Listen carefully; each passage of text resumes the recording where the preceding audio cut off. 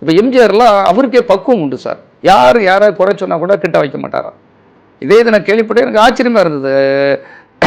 நாஞ்சில் வின்சென்ட்னு ஒருத்தர் ஒரு வீடு கட்டிகிட்டு இருந்தாராம் அவர் அதிமுகவில் இருக்கும்போது. அப்போ எல்லாரும் எம்ஜிஆர்கிட்ட போட்டு விட்றாங்களா, உங்கள் கூட இருந்துட்டு பெரிய வீடு கட்டுறாரு, எப்படி அவருக்கு பணம் வந்துன்னு தெரியல அப்படின்ட்டு பலரும் சொல்ல சொல்ல இவருக்கு டென்ஷன் ஆகிட்டாராம் எம்ஜிஆர்.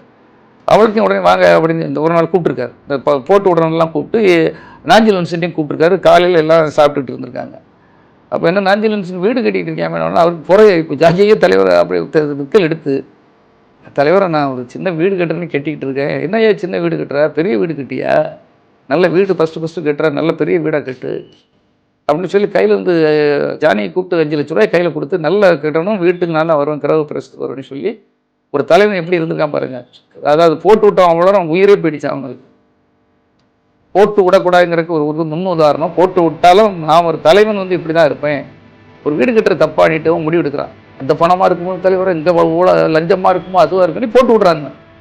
அதனால் தலைவன் என்ன முடிக்கணும், வீடு ஒருத்தர் கெட்டத்தான் செய்வான், அவனுக்கு பணம் வரத்தான் செய்யும், அவன் எப்படி முடிவு எடுக்கிறான் பாருங்க. அதுதான் சிந்தனை சார், தலைமை பண்புங்க.